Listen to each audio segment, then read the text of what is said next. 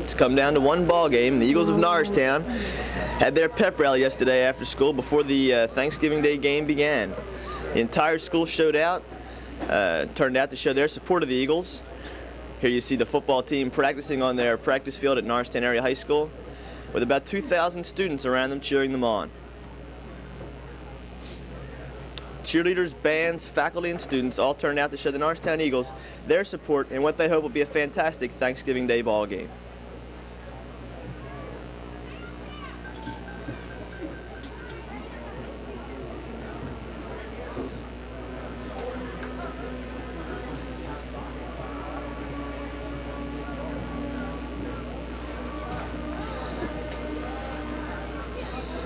We get you a little crowd support here on this picture.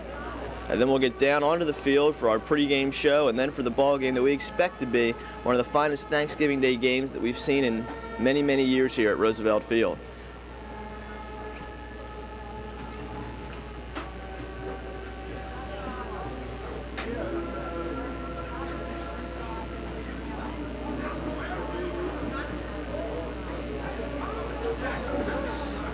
There they are. There's the Norristown fans. We're going to see a lot of Norristown fans in this stadium today. We'll be back in just a second.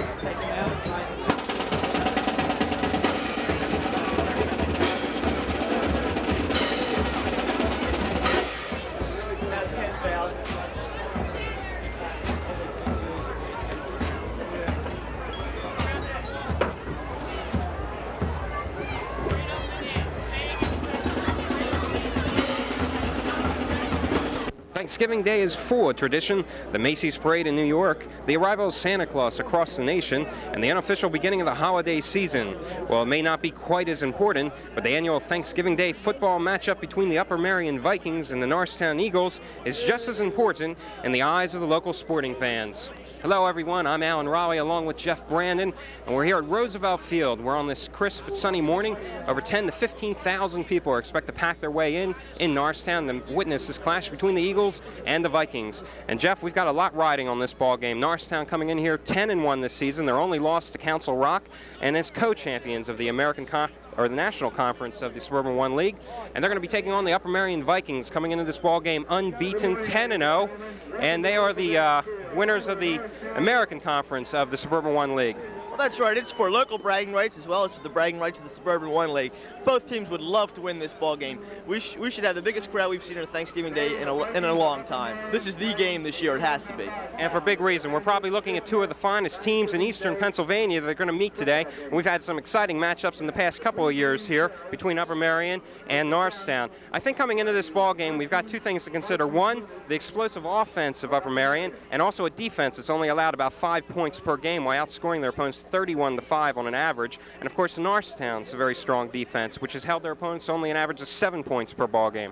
Well, you know, Norristown's defense at the beginning of this year is what everyone was counting on to keep Norristown in the Suburban 1 League race, and they've done their job. Undoubtedly, they've done their job.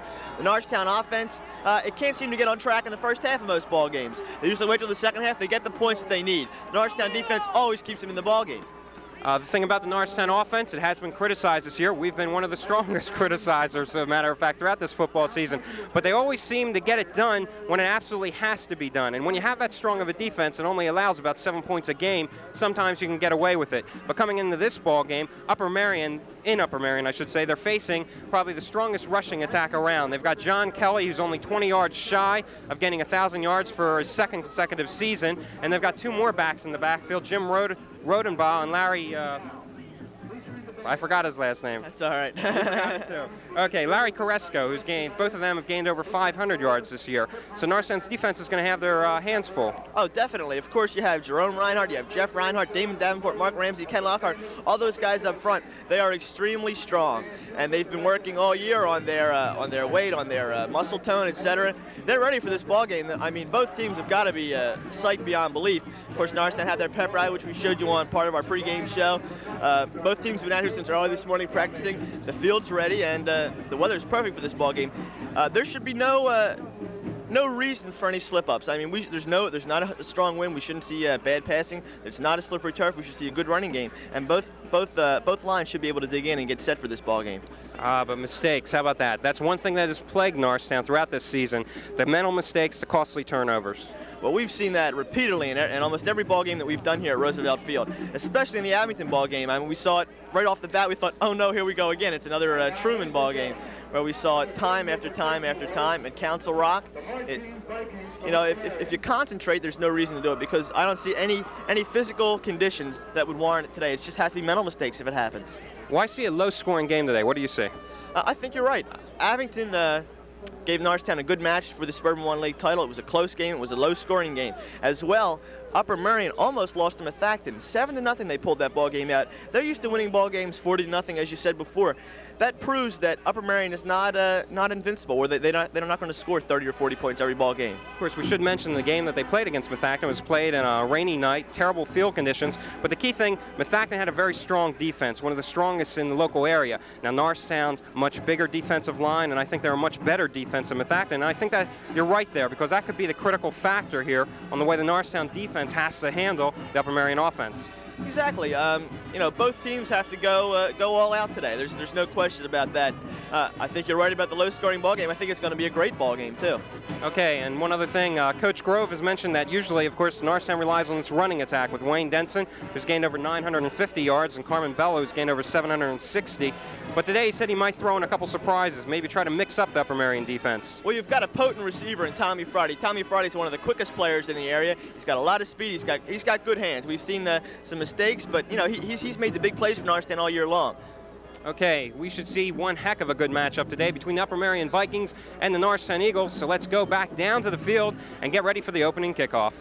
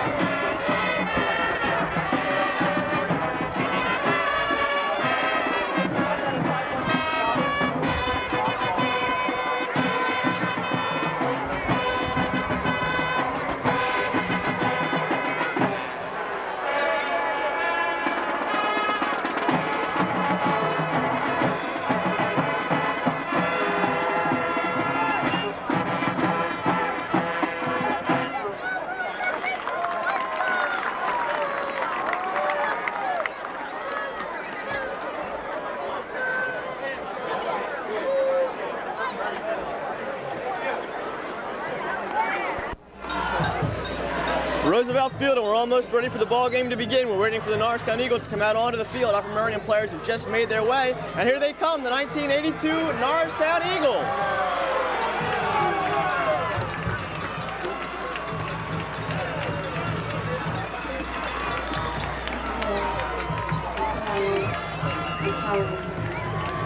Well, this is the game we've all been waiting for. Thanksgiving Day 1982. Before we begin, we'd like to give you some starting lineups. After we get the flip of the coin, we'll have that out there in just a moment.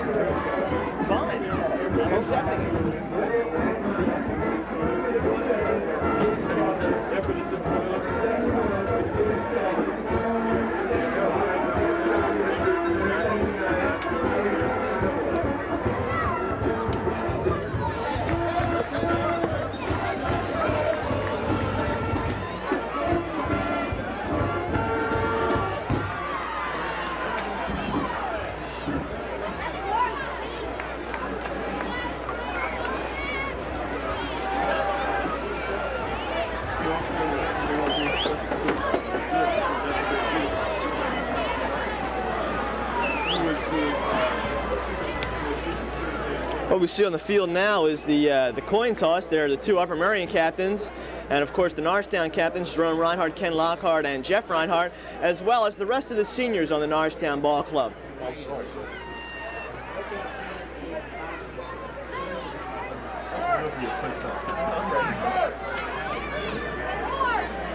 Of course, this is homecoming day here at Norristown, the last ball game for these Norristown football players. So the seniors get the honor of being out on the field for the coin toss. Who's doing the announcing?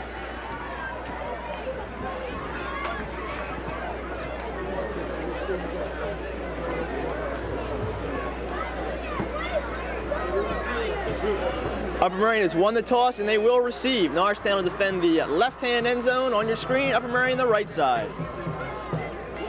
So starting on offense for Upper Merion, once this ball game gets underway and we have our kick, we'll have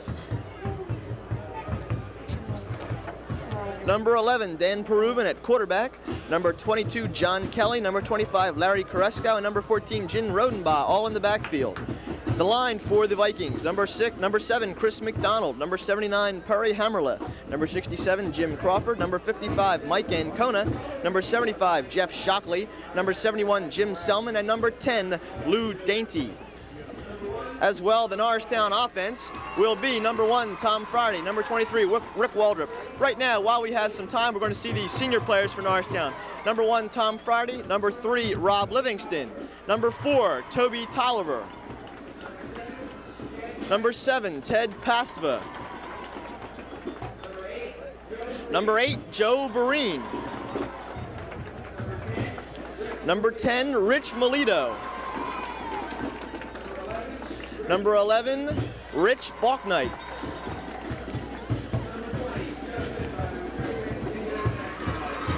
number 20, Joey Cintron on the sidelines for the Eagles, number 26, Nate Balknight, number 35, Ken Lockhart, number 51, Ray Scaltrito, number 53, John Brown, number 54, Mike Denzi, number 63, Stan Storty, number 71, Gary Lokensaw, number 76, Damon Davenport, number 77, Mark Ramsey, number 79, Jeff Reinhardt, number 83, Jerome Reinhardt, and the manager, David Bittner.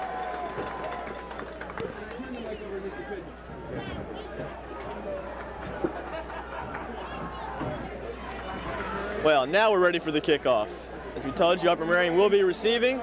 And the defensive players for Norristown will be number 1, Tom Friday, number 23, Rick Waldrop in the backfield, in the defensive secondary, as well as number 4, Toby Tolliver, and number 26, Nate Balknight.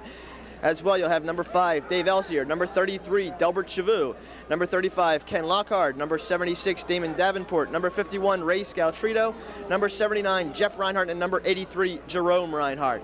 Doing the kicking chores for Norristown, as he has been all year, number 54, Mike Denzi.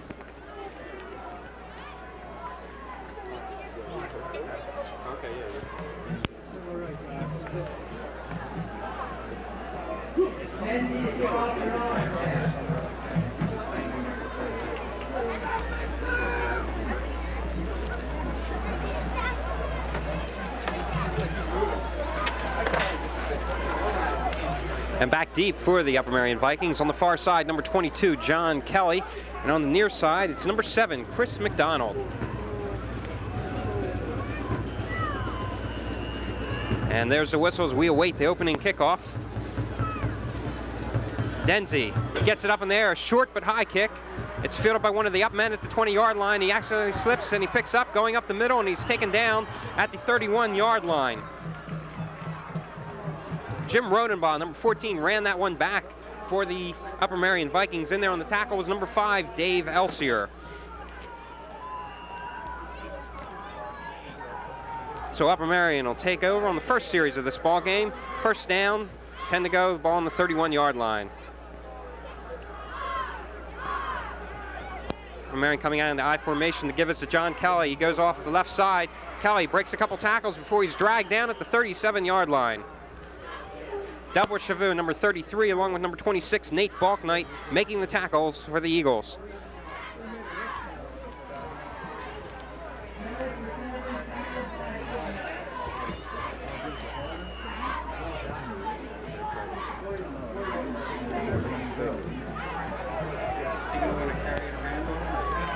Dan Porban, the quarterback for Upper Merion. The give is up the middle, and there's a fumble on the play, and Norristown has recovered the ball. The Eagles have come up with that one. Jeff, did you see who recovered it for Norristown? I'm not sure who made the recovery, but that's a big play. Second offensive play of the ball game. And here Norristown has the ball. Number 76, Damon Davenport, is down on the ground for the Eagles. He's coming off the field. I guess just had the wind knocked out of it. What a big play. Number 25, Larry Koresko that time took it up the middle, and then he was hit by a couple of the Norristown defenders and popped the ball up. So there you go, one of the costly turnovers we were talking about earlier in the pregame show. Exactly, Norristown with a golden opportunity here. We've not even played a minute yet in this ball game. So Norristown, due to the turnovers, taking over the ball on the 37-yard line in Upper Merion territory.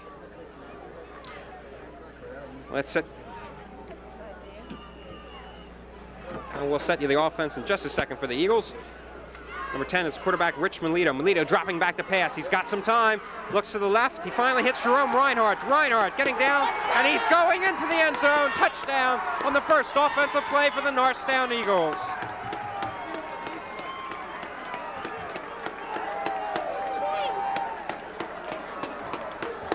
And the Norristown fans here at Roosevelt Field are just going crazy. That time, after the turnover on the fumble by Upper Merion, Rich Melito dropped back. He had plenty of time. Good protection by the offensive line. He found Jerome Reinhardt out on the left side, now on the sideline. Reinhardt just rambled right on into the end zone. 37-yard completion, touchdown run. Melito to Reinhardt. Mike Denzi now will attempt the extra point. Melito will be spotting the ball. He puts it down. Denzi, low kick, no good. So Norristown right on top, 6-0. Only a minute 50 played in this ball game. And Jeff, boy, how accurate could we be predicting that one? There it goes, a costly turnover for sure. Well, that's what a play for Norristown to open up this ball game. Of course, they missed the extra kick with Denzi, but nobody's worried about that right now. The Norristown, the entire side of this field is really pumped. Norristown Eagles, of course, with as you said earlier, they had been a conservative ball team, running the ball a lot. From their first play from scrimmage, they go to the air and it goes for a touchdown. You can't ask for anything more than that. Well, I think that's the kind of thing you're going to have to see today from both teams, trying to surprise the other. After you play 10 games, you have a pretty good read on each other's offensive styles. Coming out here, of course, that's one of the few times this year I can remember the first play, Melito putting the ball right up in the air. Exactly, and it worked beautifully, obviously. Well, Mike Denzi will have another chance here to kick off. Once again, John Kelly along with Chris McDonald, are deep for the Vikings. This time they're standing around the 15-yard line for Upper Merion. Narston up 6-0.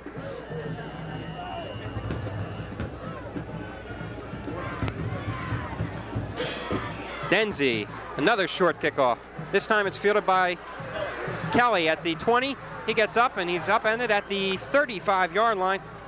By number 53, John Brown. There's one of those seniors. John, of course, playing in his last ball game as an Eagle, and he really loves that tackle. I know all the Norristown players had little pins on talking about how they're going to be after John Kelly, and of course that's who they're going to key on today.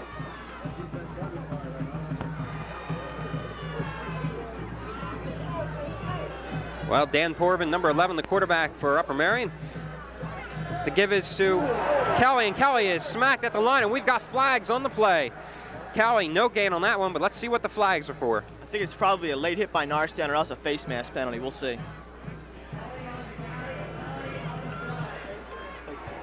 That was a face mask against Norristown. Apparently, the Eagle defender's a little bit over anxious, and that'll be 15 yards.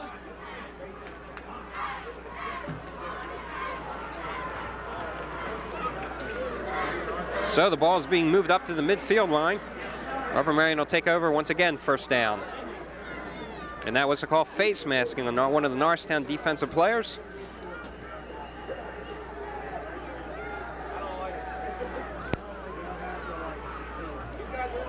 Give to Koresko, or to Jim Ronenbaum. Ronenbaum is met at the line, a 1-yard gain. Delbert Chavou, number 33, in there with the initial hit for the Eagles.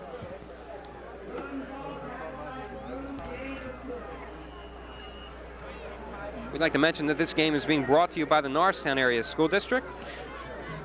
We've got second down, 9 yards to go. Rodenbaugh only picked up 1 yard that time for the Vikings. I formation, Koresko and Kelly. Portman gives a draw play to Kelly. Kelly only gains 2 yards on that one. And they're on the tackle, number 79, Jeff Reinhardt for Norristown. Also in there, number 76, Damon Davenport. So it's going to be 3rd and 8 now for Upper Merion. Ball on the 48-yard line of Norristown. If you missed opening minutes after a John Kelly fumble for Upper Merion. Larry Koresko fumble, that's right. Rich Melito hitting Jerome Reinhardt, 37-yard touchdown pass. On the first play from series, we've got another fumble. Let's see, Dan Portman's down at the bottom of the pile. Let's see who came up with this one now.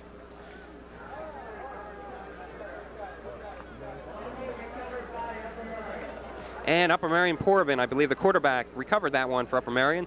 That time there was a mistake on the snap between the center and the quarterback.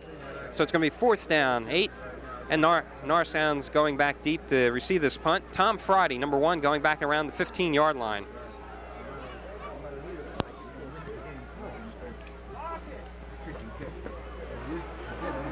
Short punt, takes an Eagle bounce, and it rolls out at the 38-yard line. Doing the punting that time was number 82, Cesar Ridings for Upper Merion. Only a net gain of about 15 yards on that punt, so Norristown getting the breaks early in this ball game. Of course, they're on the scoreboard 6-0, and they're taking over at their own 38-yard line. I wonder how the cold weather here is affecting both the kickers here. We just saw a very short punt by Upper Merion, and both of Mike Denzi's kickoffs. A guy who's been really booming them this year, been very short. Okay, number 10 is Rich Melito, a quarterback for the Norristown Eagles. Number 3, Rob Livingston, going in motion to the left. Gives up to Carmen Bello up the middle, and he gets nowhere that time.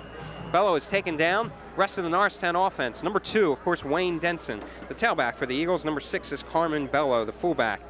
And number 3, Rob Livingston, and number 5, Dave Elsier. They bring in the plays from the sideline. They're the flankers. Split end is Tom Friday, number 1. Number 83 is the tight end, Jerome Reinhardt.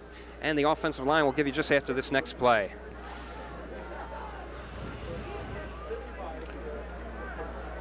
Friday flanked out to the left side. Melito dropping back to pass again. He's getting pressure. Dump off to Wayne Denson. Denson almost loses that one. Finally takes it going up the middle. And he gets up to the 50, or make it the 48-yard line before he is taken down. And there on the tackle for Upper Merion, number 31, Eric Tyson, one of their defensive backs. I'll tell you that one time, just a safety valve pass over to Wayne Denson. Denson almost didn't hold on to that one. Well, that's true. He has had some problems with running before he's caught the ball this year.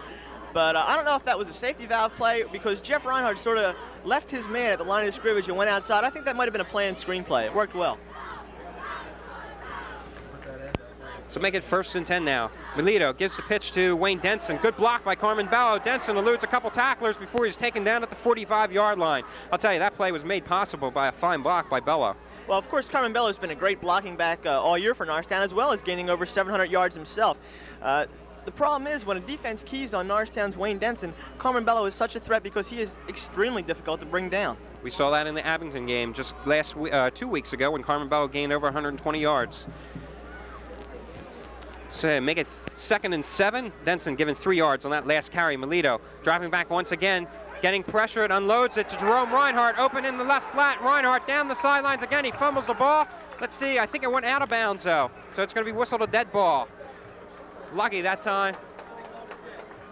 That's what it is. It's going to be a dead ball as Jerome Reinhardt fumbled. The ball rolled out of bounds, but once again, that was the same play that went for the touchdown previous for the first possession for Norristown. Well, they tell you, run it till they stop it, and Upper Merion hasn't stopped it yet. That was a beautiful play by Norristown. Of course, we can't tell. We're on the far sideline from that play, but it looked like the ball might have been jarred loose from Jerome Reinhardt, where the official was right on top of the play, and he called it dead immediately. Denson and Bello in the I formation. Melito dropping back to pass again. Going over the right side, this time Jerome Reinhardt. Reinhardt, he gets into the end zone. Touchdown, Jerome Reinhardt. Melito to Reinhardt, the second TD combination today. Norristown jumping out to a 12-0 lead.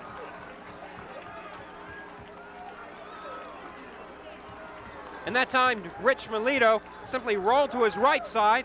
That time, the same play that Jerome Reinhardt caught the first touchdown, and on the previous play, caught that 30-yarder. This time, Reinhardt going down the right side, took it on the sideline, rambled right in again. We might be seeing some MVP play by Jerome Reinhardt here in this ballgame. Of course, he's on defense as well for Norristown. Well, 12-0 this early in the ballgame. Unbelievable. And you said run it till they stop it, and they've run it 3 times, and they've all been successful. Mike Denzi will try this one now for the extra point attempt. Melito spotting it, and they drop back. They're going for the 2-point conversion. Melito throws it off, and Carmen Bello is popped right before he's able to take that one. So Norristown was going for the 2 points that time. Denzi missed the first point after, but it's no good, but Norristown's still up 12-0. That's right, 12 points isn't as good as 14, but it's better than nothing. So Norristown with a big lead, a big advantage in this ballgame. Of course, we know how potent the Upper Merion offense is. So, you know, we've only played 6 minutes, not even 6 minutes. Norristown has a 12-point lead. You might think that's enough with Norristown's defense, but not with Upper Merion. An incredible turn of events here. We've only played about 5.5 minutes, and already Norristown, as Jeff just told you, up 12-0. Both touchdowns coming from Rich Melito, passes to Jerome Reinhardt. Reinhardt has 5 touchdown receptions now this year. Jerome only had 7 receptions this entire season. He's got 3 already, and we're still in the first quarter. Well, you said about doing something different, about how you get a read on a team's offense. This is something that Norristown hasn't done this year, and obviously Upper Merion hasn't been prepared for it. McDonald and Kelly standing deep once again for Upper Merion. Mike Denzi's first 2 kickoffs very short. This one a little bit deeper. Still taken by one of them. Jim Rodenbaugh taking it at the 19-yard line. Rodenbaugh going up the middle, finds some blocks before he's taken down at the 31-yard line. So an 11-yard return that time for number 14, Jim Rodenbaugh. And there on the tackle, number 51, Ray Scaltrito for Norristown.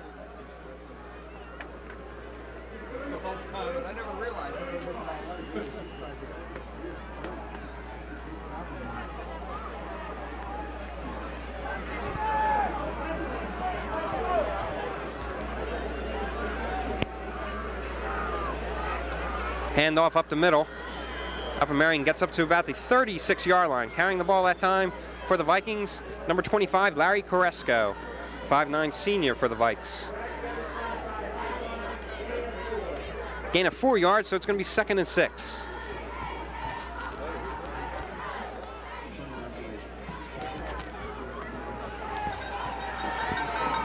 Kelly this time, off the right tackle. He gets up to the 39-yard line. In there on the tackle for Norristown, number 33, Delbert Chavou, along with number 4, Toby Tolliver. Norristown's defense very tough, only giving up 7 points a ball game. Matter of fact, in the last 2 games, they've only given up 8 points, 6 to Abington, 2 to William Tennant. Great defensive line play by the Reinhardt brothers, Jeff and Jerome, along with Damon Davenport, Ken Lockhart out there for the Eagles. Handoff up the middle now to Carresco once again. He fumbles the ball, and let's see, I think Norristown has come up with this one. Well, we saw it on the first series for Upper Merion. We just saw it again. Larry Koresko this time went up the middle. He was popped by one of the Eagles defenders and coughed up the ball. I really think Upper Merion's rattled here early in this ball game. 6.5 minutes played. Norristown with their third golden opportunity. Obviously they capitalized on their first two offensive series, building up a 12-0 lead already in this ball game. The Eagles go in here, you're going to see a little bit of dejection on that Upper Merion side. They've been very quiet over there, and of course this Roosevelt Field is packed to capacity. First and 10 now for Norristown. Ball at the 42. Melito, draw play to Wayne Denson. Denson finds some running room all by himself. He gets up to the 38-yard line. Wayne a little bit Wilbert Montgomery-ish that time, picking his holes, waiting for it, then accelerating through that opening that he did find. I'll tell you, it looks like Upper Merion, as you said, they've lost some of their composure. Of course, Upper Merion hasn't found themselves down in a 12-0 hole earlier in the first quarter throughout this season. That's right. It's a new situation for them, and maybe they're going to have to do a little bit of adjusting before they realize how to handle it. But the Eagles are on the move once again. 2nd and 7, 3-yard pickup that time for Wayne Denson. Denson and Bello in the eye. Melito dropping back to pass. Denson out in the flat. He can't catch that one. He just dropped it. So it's an incomplete pass for Melito. Set the offensive line now for Norristown. At center, it's number 54, Mike Denzi, a 6'0 junior for the Eagles. Number 55 is right guard Greg Chavou. And number 63, Stan Sorty, is the other guard for Norristown. Let's see, the right tackle, Gary Lokensol. And number 73, the left tackle, Joe Trump.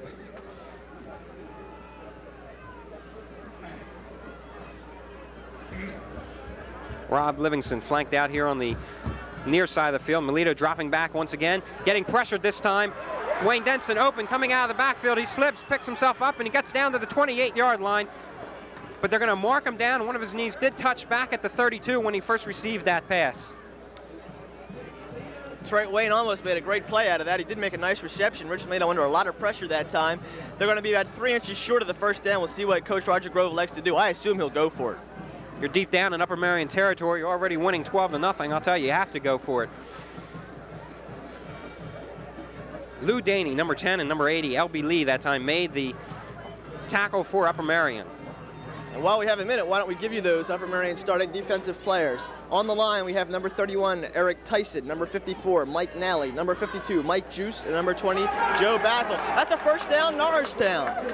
Well, they won't have to go for it on fourth down. The measurement shows the Eagles do have a first down. All right, the rest of those starting players for Upper Merion. Number 10, Lou Daney. Number 75, Jeff Shockley. Number 25, Larry Koresko. Number 14, Jim Rodenbaugh, the linebacking positions. And in the secondary, you have number 24, Bob Quinlan.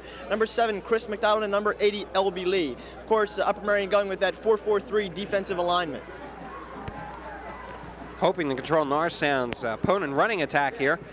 But it's been the passing attack that's hurt Upper Merion today. Wayne Denson upended, gets to the 29-yard line. He is flipped there in there on the tackle. Number 10, Lou Daney, along with number 75, Jeff Shockley.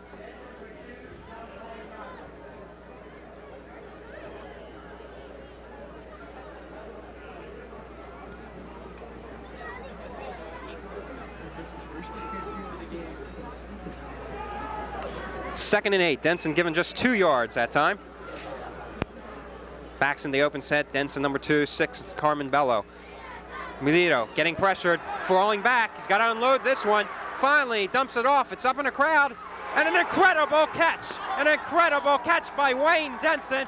Wayne Denson was out there with Dave Elsier. There were 6 Upper Merion defensive players right around them. Rich Melito just threw that one right up into the crowd, and Wayne Denson pole vaulted up there and got it.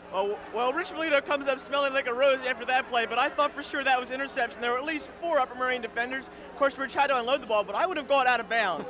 You can't argue with a complete pass, though. I think that's one of the longest 7-yard completions I've ever seen. I'll tell you, the luck is on Norristown's side today. Melito was already back in Norristown's territory, back around the 45-yard line when he released that ball. So first and 10 for Norristown. Wayne Denson, stutter steps, picks up about 2 yards for the Eagles. Oh, make it 3rd and 3. Let's see if Denson now, how many yards they're going to give him on that carry. We've got a change on the offensive line for Norristown. Number 79 is in there, Jeff Reinhardt. He plays both ways for the Eagles. And now coming in, we got number 35, Ken Lockhart, along with number 26, Nate Balknight. What we've got now in the 4th and 1 situation is Norristown's strong offensive line, bringing in Balknight and Lockhart to extend their line of scrimmage. Obviously, they're going to go with the running play, 3-man backfield as well.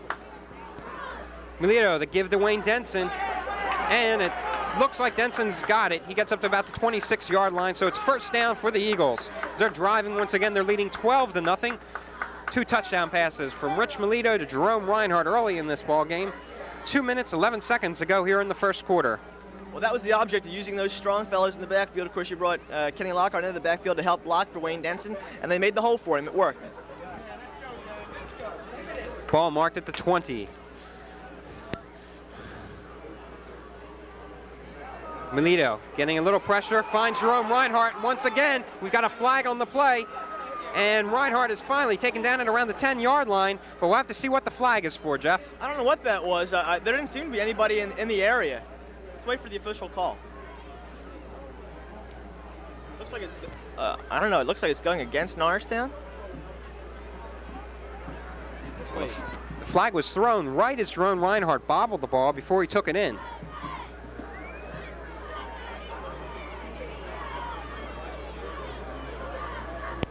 Right. Yeah, I believe it was a push against, violated by Jerome Reinhardt against one of the Upper Merion defenders. Well, the official was right on top of that one, right along the sideline.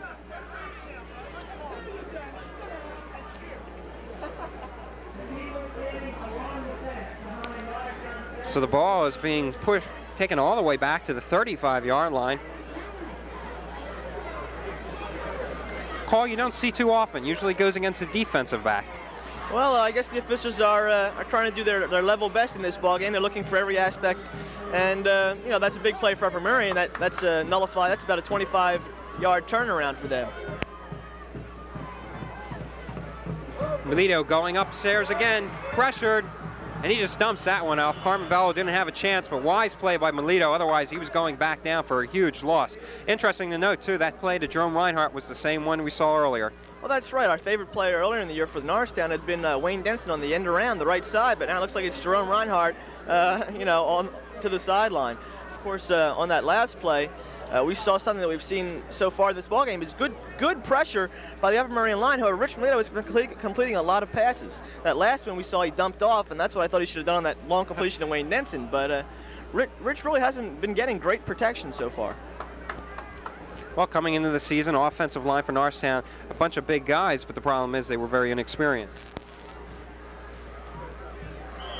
And I think we're going to have lay of the game here. Too much time taken, maybe? Or somebody jump off sides? Well, we'll see in just a minute. But in any event, I believe it's going against Norristown. That's going to make it 2nd down and 30, I think. Illegal motion against Norristown is the call.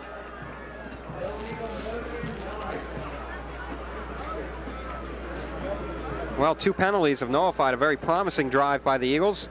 One time they had the ball down around the 20-yard line and then completed a pass to Jerome Reinhardt. Reinhardt called for interference. Then we had illegal motion. Now the ball is back on the 40-yard line. We've got 2nd down, 30 yards to go. Minute 27 left to go in this first quarter at Roosevelt Field. A packed Roosevelt Field, watching a fine ball game here. Melito over the middle. That one intended for Tom Friday. Knocked away by number 7, Chris McDonald. Norristown fans calling for interference, but it was a clean one. McDonald just leaned over and knocked it right away before Friday could catch it. McDonald had great coverage on Tommy Friday that time. It looked like he knew the play before Tommy even ran his route. Excellent coverage. It was a good pass, too, by Rich Melito. He really rifled it over the top, and he had some pressure being put on him once again by Upper Merion. That's true. Norristown fans tend to compare all their passers now to Steve Bono, and no, but not everybody's a Steve Bono. Rich Melito has developed into a fine quarterback this year. And we've got a timeout being taken by Norristown as head coach Roger Grove trots out onto the field to meet with his troops. 4th down, 30 to go. I think this is what Upper Merion has needed, a good defensive surge. They got the big break with a penalty against Jerome Reinhardt and another penalty, and they've been keeping Norristown contained. This is what they need. They have to get the ball back and at least get something moving in this first half, I think. That's right. You know, 12 points here. It's not much to overcome, especially with a touchdown. But that's the key thing. Upper Merion has to put together a good offensive drive. Their first 2 have been stalled when Larry Carrasco coughed up the ball. Both times Norristown capitalized with touchdowns from Melito to Reinhardt.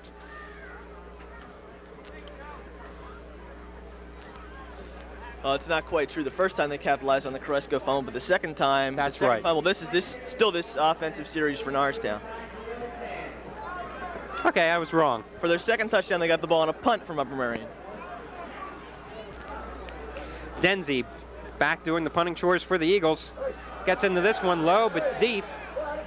And let's see if it went out of bounds where they're going to mark it. No, it went into the end zone. Denzi trying for the coffin corner that time, but just a little too deep. So Upper Merion will take over on their 20. Well, Mike Denzi missed the Spalding guide kick by about half a yard that time. It just went into the end zone inside the orange cone.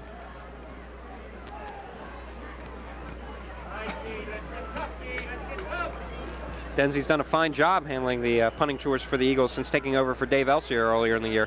Well, that's right. Mike playing at center, of course, for Norristown, a very demanding position, as well as doing all the kickoffs, extra points, field goals, and the punting chores for Norristown, a responsible position. Perubin takes the ball this time, hands off to Kelly, it looks like. Well, he's stopped by Dave Elsier initially, and then Delbert Chateau and the rest of the Norristown defense got in on that tackle. That wasn't John Kelly running that ball, was it? Yes, it was. Yeah, it was number 22, John Kelly. Good defensive line play that time, especially by Damon Davenport. They managed to string out Kelly, forced him to go wider out to the left side, and by that time, the secondary and the linebackers had come up to meet him. Tell you, you've got to go to your main man. Kelly gained 980-some yards this season, gained 1,049 last year in his junior year. That's who they're going to have to go to in this ball game. Get back into it. Kelly and Koresko.